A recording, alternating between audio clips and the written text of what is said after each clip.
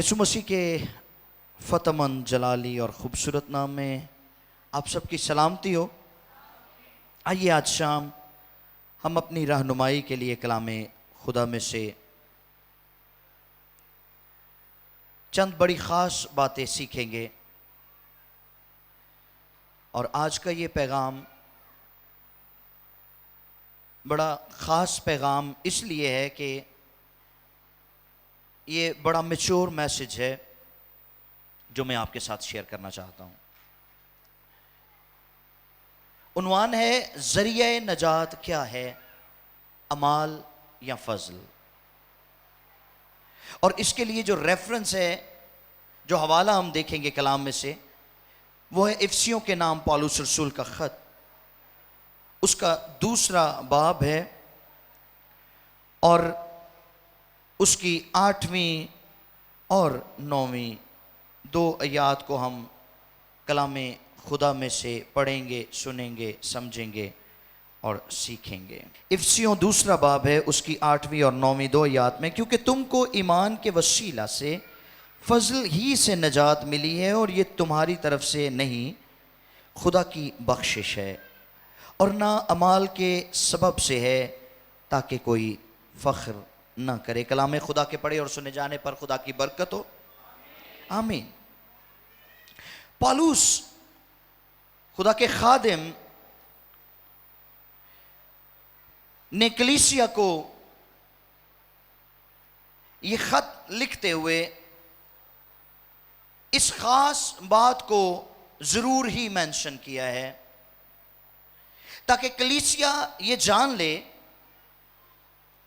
کہ وہ نجات جو کلیسیا کو میسر ہے، اس کے لیے کلیسیا نے کسی طرح کی کوئی محنت نہیں کی، یا ہر وہ شخص جو نجات پانا چاہتا ہے، اگر وہ یہ سوچے کہ میری محنت یا میرے اعمال یا میرے اچھے کاموں کے باعث مجھے نجات مل سکتی ہے، تو ایسا نہیں ہے۔ اب یہ ایک ایسا مسئلہ ہے جس پر بحث زیر غور رہتی ہے۔ دنیا، مذاہب، علماء، ما سوائے مسیحت ایک ہی بات پر متفق نظر آتے ہیں، اور وہ کیا ہے؟ وہ ہے حصول نجات اعمال کے ذریعے، اعمال کے ذریعے نجات کا حصول۔ اور لوگ اسی پریکٹس میں لگے ہوئے ہیں، قوم مذاہب جو ہیں وہ اسی پریکٹس میں لگے ہوئے ہیں کہ ہم جتنا اچھا بننے کی کوشش کریں گے ہمیں نجات مل جائے گی، ہم جتنے اچھے کام کر سکتے ہیں، جتنے اچھے اعمال کر سکتے ہیں، ہم نجات پا سکتے ہیں۔ اب سوال یہ ہے کہ کیا واقعی نیک اعمال ایک انسان کا ذریعہ نجات بن سکتے ہیں؟ یہ سوال ہے، اور اگر نہیں تو پھر ذریعہ نجات کیا ہے؟ کیسے نجات مل سکتی ہے؟ اگر اعمال کے ذریعے نہیں، اچھے کاموں کے ذریعے نہیں، تو پھر کیسے؟ اب سب سے پہلے ایک خاص بات ہے جس کو سمجھنا لازم و ملزوم ہے، کہ کیا وہ انسان جس کا خمیر خاک سے اٹھایا گیا اس قابل ہے کہ اس سے ایسے نیک اعمال سر انجام پائیں کہ وہ خدا کی نظر میں نیک ہوں، اور وہ ان کے وسیلہ خدا کی خوشنودی یا نجات کا دعوے دار ہو سکتا ہے؟ یعنی اگر ایک شخص نیک اعمال کرتا ہے، اچھے کام کرتا ہے، تو کیا اس کے وہ نیک اعمال، اس کی وہ نیکیاں، اس کے وہ اچھے کام اس قابل ہیں کہ وہ خدا کے حضور نجات کا دعوے دار ہو جائے؟ یہ سوال ہے۔ اگر انسان کی حالت ایسی ہے تو وہ خدا کے معیار پر پورا اترتا ہے، تو یقیناً اس کے نیک اعمال، شاید وہ اپنے آپ میں یہ محسوس کرے کہ میں خدا کے مقبول نظر ہو سکتا ہوں۔ لیکن اگر اس کی حالت اس کے برعکس ہے تو پھر وہ نیک اعمال کر ہی نہیں سکتا۔ اب کوئی شخص بھی ہے دنیا میں، آپ کسی کو بھی لے لیں، کوئی شخص بھی نیکی کر نہیں سکتا جب تک اسے اوپر سے توفیق نہ ہو. میں یہ بات کر رہا ہوں، اگر آپ کو سمجھ آئے میری بات کی تو. جب تک کسی کو اوپر سے توفیق نہ ہو وہ نیک اعمال کر نہیں سکتا. تو پھر وہ کون سے نیک اعمال ہیں جن کے ذریعے سے ہم نجات پانا چاہتے ہیں؟ دیگا مانڈ کے، کسی غریب کو کھانا کھلا کر، کپڑے بانٹ کر، بیواؤں کو کپڑے دینے سے، کسی محتاج کو کھانا کھلا کر یا کسی کی مدد کر کے. یہ باتیں ہمیں نجات تک نہیں لے کر جا سکتی. اور اگر ایسا سب کچھ کر کے ہم نجات پانا چاہتے ہیں تو ہم ڈسیپشن میں ہیں، ہم اپنے آپ کو دھوکہ دے رہے ہیں. اور آج میں آپ کو وضاحت کروں گا کہ کیوں انسان نیک اعمال نہیں کر سکتا. اس کے لیے ہمیں انسان کی جو ابتدائی حالت ہے اس کی طرف بڑھنا ہے. ذرا دیکھیں گے کہ انسان کی ابتدائی حالت کیسی تھی. اور یاد رکھیں بائبل مقدس ہی دنیا کی وہ واحد کتاب ہے جو خدا کی ابتدائی تخلیقی سرگرمیوں اور کل کائنات کے متعلق، جس میں انسان کی پیدائش بھی موجود ہے، شامل ہے، اس کے متعلق تفصیل بتاتی ہے. صرف بائبل مقدس ہے دنیا میں جو کائنات اور انسان کی پیدائش کے متعلق ہمیں تفصیلات فراہم کرتی ہیں. اور پھر پیدائش کی کتاب میں انسان کے بارے میں دو بنیادی ذکر موجود ہیں، دو بنیادی باتیں موجود ہیں. کون کون سی؟ نمبر ایک، خدا نے انسان کو پیدا کیا. کیا کیا؟ خدا نے انسان کو پیدا کیا. اگر آپ پیدائش کی کتاب اس کا پہلا باب اور اس کی 27ویں آیت پڑھیں تو وہاں پر لکھا ہے خدا نے انسان کو جی. اور اس آیت میں جو لفظ پیدا کیا ہے وہ 3 دفعہ استعمال ہوا ہے. کتنی دفعہ؟ 3 دفعہ استعمال ہوا ہے. اور یہ 3 دفعہ خدا نے یہ لفظ پیدا کیا کیوں استعمال کیا ہے؟ یہ اس بات کی دلیل ہے کہ انسان کا وجود پہلے سے موجود کسی مادے کا مرہون منت نہیں ہے. ایسا نہیں ہے کہ کوئی چیز پہلے سے موجود تھی اور اس سے انسان آہستہ آہستہ آہستہ آہستہ وجود میں آ گیا، بلکہ اسے زمین کی مٹی سے بنایا گیا اور وہ خاکی جسد رکھتا ہے. اب خدا نے نہ صرف انسان کو پیدا کیا بلکہ اسے ذی شعور بھی بنایا. کیا بنایا؟ ذی شعور کیا ہوتا ہے؟ اسے شعور دیا تاکہ وہ چیزوں کو دیکھے، چیزوں کو بھانپے، ان کا خیال رکھے، ان کی ٹیک کیئر کرے، ان کے متعلق سوچے، تھنک آؤٹ کرے. اسی لیے تو خدا نے جب آدم کو باغ عدن میں رکھا تو اسے 2 ذمہ داریاں دی. پتہ کون کون سی 2 ذمہ داریاں تھی؟ نمبر 1 باغ کی باغبانی، اور نمبر 2 اس کی اپنی بیوی کی نگہبانی. یعنی وہ اپنی بیوی کا بھی خیال رکھے اور باغ کی باغبانی بھی کرے. ایک میں تو کامیاب ٹھہرا اور دوسرے میں ناکام ہو گیا. کس میں کامیاب ٹھہرا؟ باغ کی باغبانی میں. اور ناکام کس میں ہوا؟ اس کا خیال نہیں رکھا. نتیجتاً اس نے وہ گناہ کیا جس کے بارے میں خدا نے منع کر رکھا تھا. اب آدم ذی شعور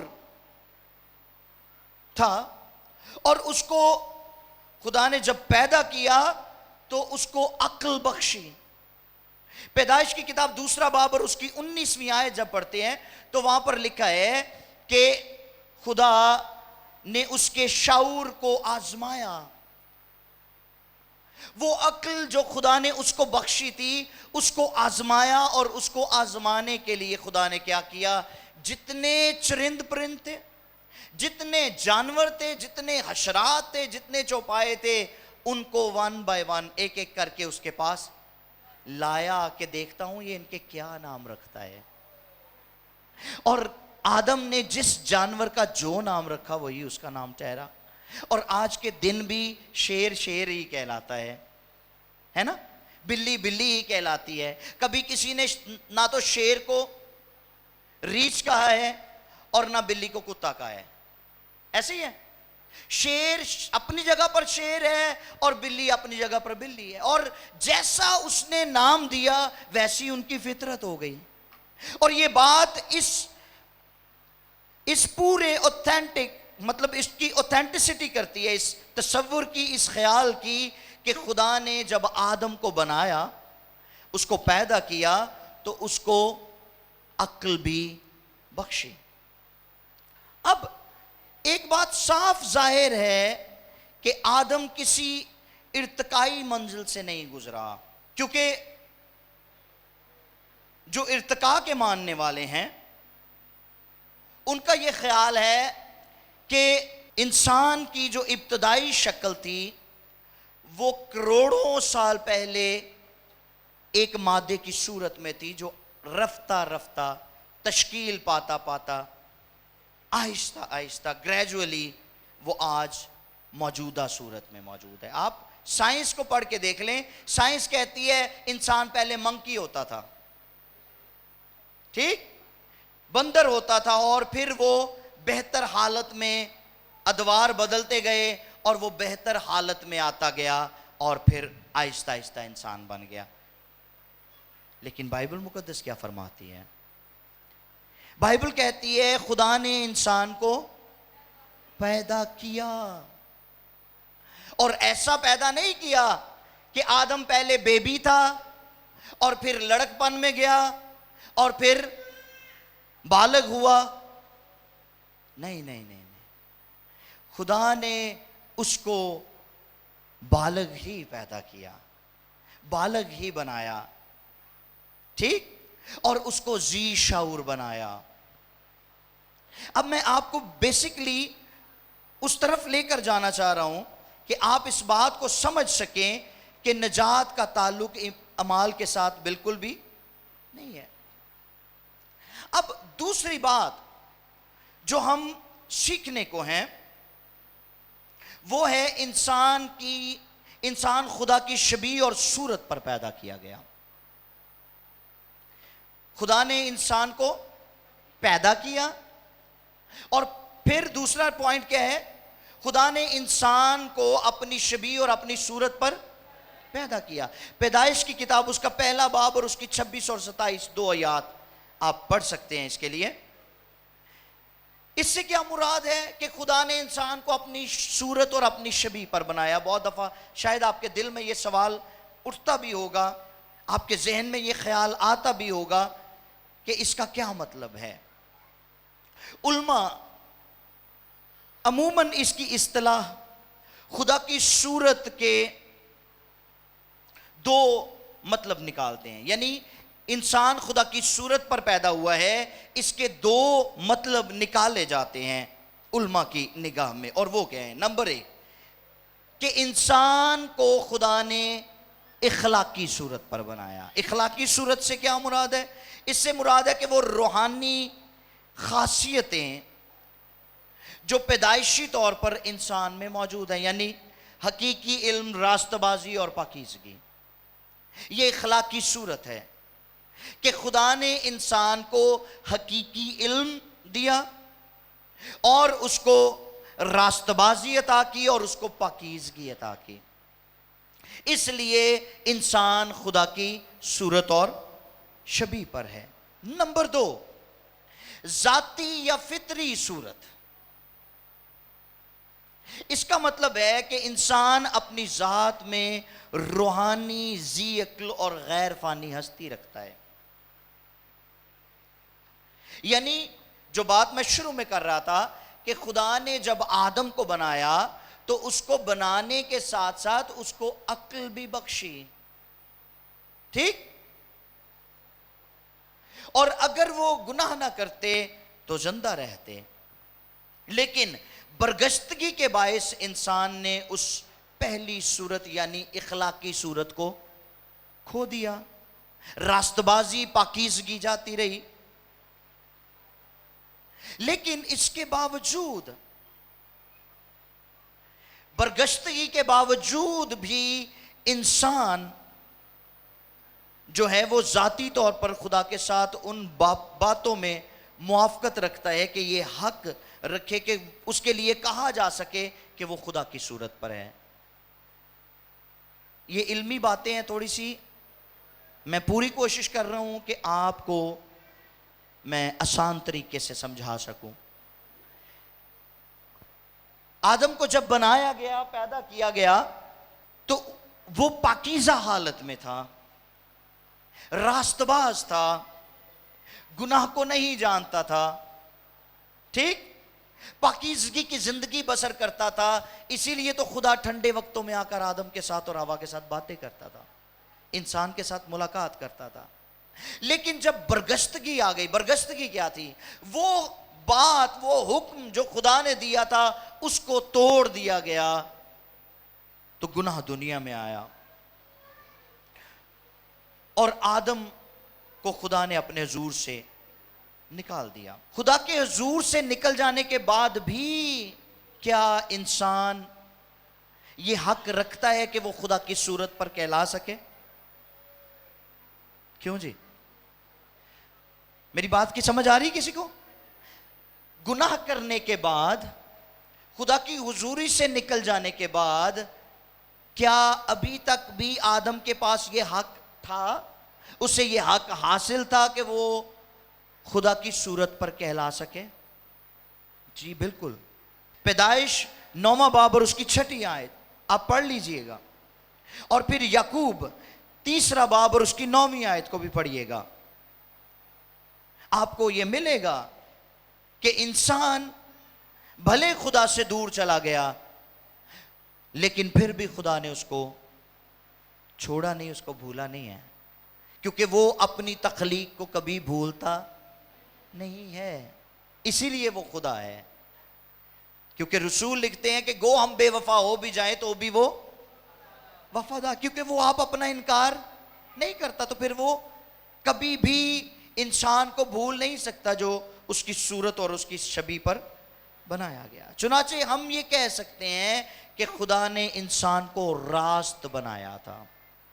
ٹھیک ہے؟ وائس کی کتاب 7واں باب اور اس کی 29 آیت. مگر ابلیس نے انسان کو دھوکہ دیا اور بہکایا. پتہ ہے جب حوا اس ممنوع شجر کے پاس گئی تو وہاں پر ابلیس نے اس کو بہکایا اور اس نے کہا کہ تم اگر اس پھل کو کھاؤ گی تو خدا کی، تو کیا پہلے وہ خدا کی مانند نہیں تھی؟ وہ خدا کی مانند تھے، کیونکہ خدا آپ فرماتا ہے کہ اس نے آدم کو، اس نے انسان کو اپنی صورت اور اپنی شبیہ پر بنایا تھا. تو ابلیس اس کو در حقیقت دھوکہ دے رہا تھا تاکہ وہ اس ممنوع شجر سے اس پھل کو کھائے اور خدا کی حضوری سے نکل جائے. ٹھیک؟ انہوں نے اپنی دیدہ، دانستہ اور آزاد مرضی سے گناہ کیا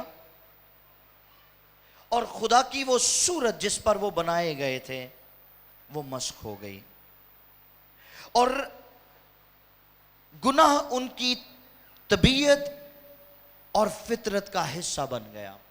اور جب گناہ کسی کی طبیعت کے اندر آ جاتا ہے تو پھر خدا اس شخص کو چھوڑ دیتا ہے، خدا اس سے جدا ہو جاتا ہے. کیوں بلا؟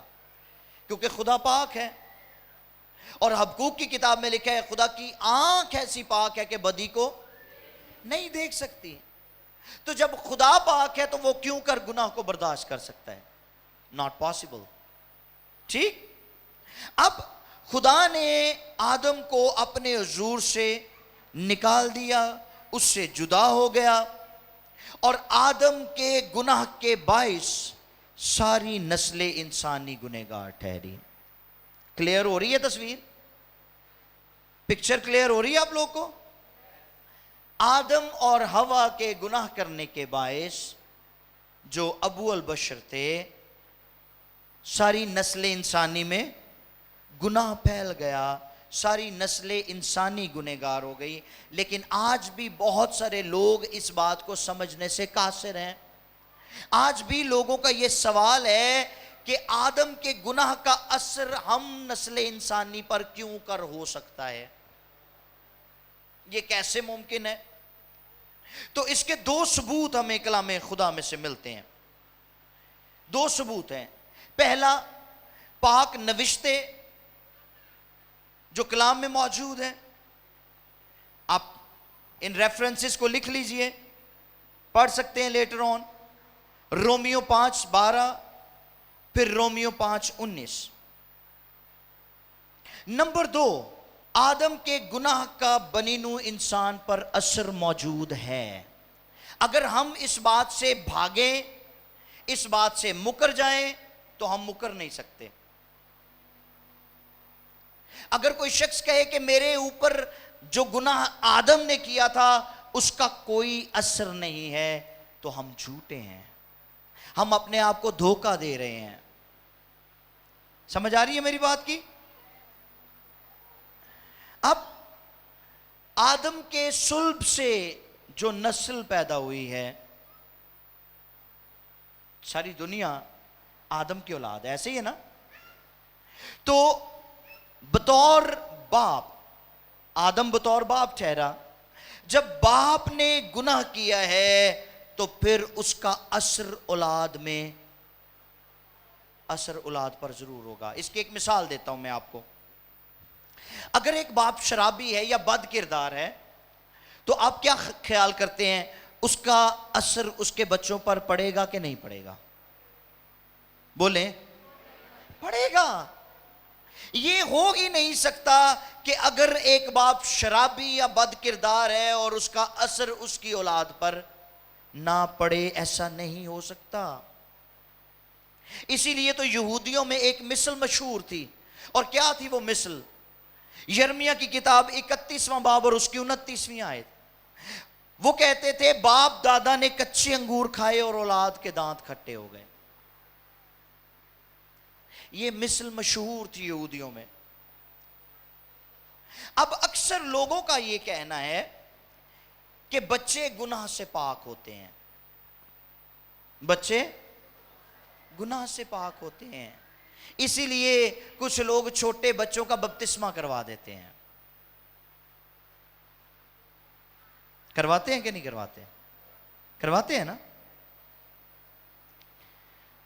بچے پاک ہوتے ہیں، وہ پاک ہوتے ہیں، عملی یا جو متعدی گناہ ہوتا ہے اس سے پاک ہوتے ہیں. عملاً انہوں نے کوئی گناہ نہیں کیا، لیکن موروثی گناہ ان کے اندر موجود ہوتا ہے. موروثی گناہ ان کی سرشت میں موجود ہوتا ہے. وہ گناہ جو آدم اور حوا نے کیا اس کا اثر ان کے اوپر ہوتا ہے. آپ کہیں گے وہ کیسے؟ تو میں ایک مثال دیتا ہوں آپ کو. آپ 1 یا 1.5 سال کے 2 بچوں کو لے لیں، ان کو آمنے سامنے بٹھائیں اور ان کے درمیان میں ایک کھلونا رکھ دیں. میری بہنیں سمجھتی ہیں اس بات کو. تو کیا ہوگا پھر؟ کیا ہوگا؟ لڑائی ہوگی. ایک بچہ اپنی طرف اس کو کھینچے گا اور دوسرا اس سے چھینے گا. تو یہ بچوں میں کہاں سے یہ کانسیپٹ انہیں کس نے دیا ہے؟ یہ تو بالکل چھوٹے ہیں. میں بڑے بچوں کی بات نہیں کر رہا. جب بچہ 4-5 سال کا ہو جاتا ہے تو کافی کچھ معاشرے سے سیکھ لیتا ہے. لیکن 1 یا 1.5 سال کا بچہ، اس کو کس نے سکھایا ہے؟ کس نے سکھایا ہے؟ موروثی گناہ نے. کس نے؟ موروثی گناہ جو اندر موجود ہے، اس کے باعث وہ ایسا کر رہا ہے. اگر آدم کے گناہ کا اثر انسان پر نہیں تو پھر یہ صورتحال کیوں کر ہے نا؟ صحیح کہہ رہا ہوں میں؟ نمبر 2، عملی گناہ. ایک موروثی گناہ ہے اور دوسرا کون سا گناہ ہے؟ عملی گناہ کون سا ہوتا ہے؟ جو ہم فزیکلی کرتے ہیں، ہے نا؟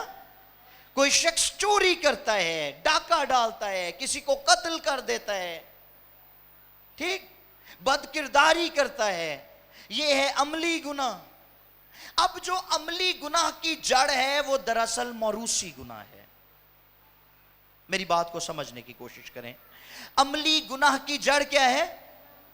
موروثی گناہ.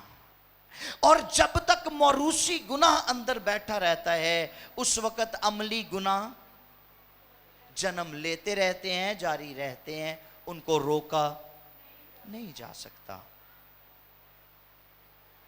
آپ یہ کہہ سکتے ہیں کہ جو عملی گناہ ہے وہ موروثی گناہ کا پھل ہے. عملی گناہ موروثی گناہ کا پھل ہے. اور خداوند یسوع مسیح نے بھی اس کی طرف اشارہ کیا. متی 15واں باب اور اس کی 18 اور 19 دو آیات. یسوع نے کہا جو چیزیں اندر سے باہر آتی ہیں، خون ریزی، دھوکہ دہی، گالی گلوچ، ٹھیک، موروثی گناہ کے باعث ہم عملی گناہ کرتے ہیں. بات ہو رہی ہے کیا نجات اعمال سے مل سکتی ہے؟ تو میں آپ کو اس طرف لے کر آ رہا ہوں کہ جب تک موروثی گناہ زندگی میں ٹھہرا رہے گا عملی گناہ ہوتے رہیں گے. اب ایک اور چیز ہے، عملی گناہ سے مراد صرف وہ گناہ نہیں جو ظاہری فعل یا عمل سے ظاہر ہوتے ہیں. سپوز یہ گلاسز ہیں تو ضروری نہیں کہ یہ گلاسز کوئی یہاں سے اٹھا کر اپنی پاکٹ میں ڈال لے گا تو یہ چوری ہے. اگر کوئی بیٹھا بیٹھا بھی یہ دل میں تہیہ کرتا ہے یا خیال کرتا ہے کہ اے گلاسز میرے فیس تے بڑے اچھے لگن گے، ہے نا، سوچ، آپ کے خیال، آپ کے دل کا ارادہ، اس میں بھلے آپ اس کو عملی جامہ پہنائیں یا نہ پہنائیں، یہ گناہ ہے.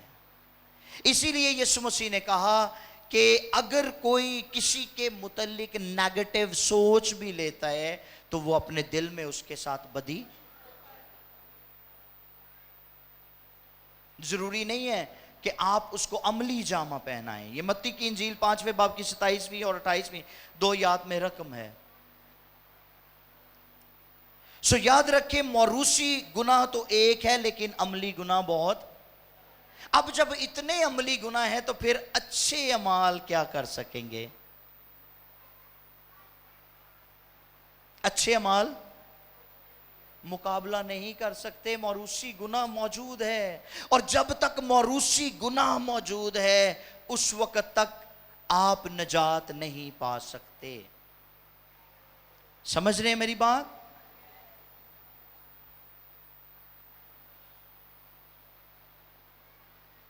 اچھے اعمال سے نجات ممکن نہیں ہے. جتنے مرضی کوئی اچھے اعمال کر لے وہ نجات نہیں پا سکتا. اور پھر انسان نیک اعمال نہیں کر سکتا. جو بات میں شروع میں کر رہا تھا، انسان نیک اعمال نہیں کر سکتا. ایک شخص یسوع مسیح کے پاس آیا اور آ کر کہنے لگا اے نیک استاد. کیا؟ اے نیک استاد. تو یسوع مسیح نے اسے کہا تو مجھے نیک کیوں کہتا ہے؟ نیک ایک ہی ہے اور وہ خدا ہے. تو اس سے کیا مراد ہے؟ بہت سارے لوگوں کے دل میں یہ سوال اٹھتا ہے کہ یسوع نے یہ کیوں کہا کہ تو مجھے نیک نہ کہے. تو در حقیقت اس وقت یسوع انسانی جو حالت ہے اس کو ریپریزنٹ کر رہے تھے، انسان کی نمائندگی کر رہے تھے کہ انسان کسی طور پر بھی نیک نہیں ہو سکتا، انسان نیکی کر ہی نہیں سکتا، فقط خدا ہے جو نیک ہے. ٹھیک؟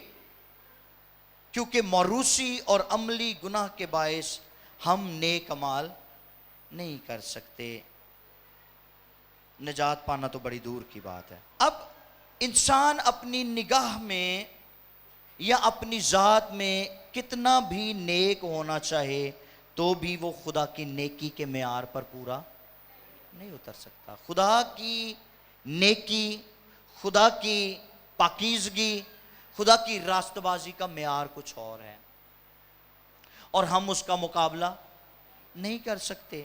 اس لیے ہم یہ سوچنا بھی بند کر دیں کہ ہم اپنے اعمال سے، اپنے نیک کاموں سے، اپنے اچھے کاموں سے کسی کو کھانا کھلا کر نجات پالیں گے، ٹھیک، کسی کی مدد کر کے نجات پالیں گے، تو نجات کا ان باتوں سے کوئی تعلق نہیں ہے، ذرا بھی تعلق نہیں ہے، کیونکہ خدا کی نیکی میں اور انسان کی نیکی میں بڑا فرق ہے۔ اسی لیے پولس یہ بات کہتے ہیں، کیونکہ تم کو ایمان کے وسیلہ سے فضل ہی سے نجات ملی ہے، اور یہ تمہاری طرف سے نہیں بلکہ خدا کی طرف سے بخشش ہے، یہ تحفہ ہے۔ نجات ایک تحفہ ہے جس کے لیے ہم نے کچھ نہیں کیا۔ نجات کو پانے کے لیے ہم کوئی محنت نہیں کرتے، اور نہ ہی محنتوں سے نجات ملتی ہے۔ نجات کے لیے فقط ایک کام کرنا لازم ہے، اور وہ ہے ایمان لانا۔ کس پر؟ یسوع پر۔ ہم دل سے اس پر ایمان لائیں اور زبان سے اس کے خداوند ہونے کا اقرار کریں تو ہم نجات پالیں گے۔ ہیلیلویا! یہ ہے ایک آسان طریقہ۔ موروثی گناہ، عملی گناہ ہمیشہ ہمیں روکتے ہیں کہ ہم کبھی بھی خداوند پر ایمان نہ لائیں، لیکن جب ہم اس پر ایمان لے آتے ہیں تو پھر موروثی گناہ اور عملی گناہ ہماری زندگی سے دور ہو جاتے ہیں، ہم نئے مخلوق بن جاتے ہیں، ٹھیک، اور ہم کسی طور پر بھی اپنے اچھے کاموں پر، نیک اعمال پر فخر نہیں کر سکتے، کیونکہ کلام میں لکھا ہے کہ یہ نجات جو ہمیں میسر ہے یہ خدا کی طرف سے بخشش ہے، افسیوں 2:8۔ اور پھر 9ویں آیت میں لکھا ہے نا اعمال کے سبب سے تاکہ کوئی فخر نہ کرے۔ خدا نے انسان کے فخر کو بھی خاک میں ملایا ہے، انسان کے فخر اور گھمنڈ کو بھی اس سے دور کیا ہے، تاکہ کوئی شخص یہ نہ سوچ سکے کہ میرے اچھے کاموں کے باعث میں گرجے جا کے 10 دیگاں دیتیاں سی مینوں نجات مل گئی، ٹھیک ہے، میں 40 روزے پورے رکھے سی مینوں نجات مل گئی ہے، میں نے بیواؤں کا بڑا خیال رکھا تھا مجھے نجات مل گئی ہے، میں نے غریبوں یتیموں کا بڑا خیال رکھا تھا مجھے نجات مل گئی ہے۔ نہیں، یہ خدا کی طرف سے بخشش ہے، یہ خدا کی طرف سے تحفہ ہے، تاکہ ہم فخر نہ کریں۔ اور آخر میں یہ خاص بات کہ نجات مفت ہے مگر سستی نہیں۔ نجات مفت ہے، یہ تحفہ ہے خدا کی طرف سے، لیکن سستی نہیں ہے۔ یہ خدا کی طرف سے آپ کے لیے تحفہ تو ہے، مگر خدا نے اپنے بیٹے یسوع کے وسیلہ سے اس کی قیمت ادا کی ہے۔ ہیلیلویا! اس لیے ہمیں اس نجات کی قدر کرنی ہے، جو نجات ہمیں یسوع مسیح کے وسیلہ سے ملی ہے، وہ نجات جو ہمیں خدا نے تحفتاً دی ہے، بخشش کے طور پر دی ہے۔ اس میں ہمارے اعمال کا کوئی عمل دخل نہیں ہے، بلکہ نجات پانے کے بعد ہمیں نیک اعمال سر انجام دینے ہیں۔ پتہ کیوں؟ اجر پانے کے لیے۔ کس کے لیے؟ اجر پانے کے لیے، کیونکہ مکاشفہ کی کتاب 22واں باب اور اس کی 12ویں آیت میں یسوع مسیح نے کہا دیکھ میں جلد آنے والا ہوں اور ہر ایک کے کام کے موافق دینے کے لیے کیا میرے پاس ہے؟ کیا میرے پاس ہے؟ کیا میرے پاس ہے؟ اجر۔ اور اس اجر کے لیے آج ہماری دوڑ لگی ہوئی ہے۔ اس اجر کو پانے کے لیے آپ نیک اعمال کرتے ہیں، اس اجر کو پانے کے لیے آپ گڈ ورکس کرتے ہیں، اچھے کام کرتے ہیں، نیکی کرتے ہیں، تاکہ جب یسوع آئے کلیسیا کو لینے کے لیے تو آپ اجر سے محروم نہ رہ جائیں۔ آپ کی نجات تو یقینی ہو گئی ہے، نجات تو کوئی چھین نہیں سکتا۔ جب آپ یسوع مسیح پر دل سے ایمان لاتے اور زبان سے اس کے خداوند ہونے کا اقرار کرتے ہیں تو آپ نجات پا لیتے ہیں، آپ کی نجات کی کنفرمیشن ہو جاتی ہے۔ لیکن اس کے بعد ہمیں اچھے اعمال اس لیے کرنے ہیں تاکہ ہم اجر پا سکیں۔ آئیے سر کو جھکائیں، آنکھوں کو بند کریں۔ ہاللیلویہ!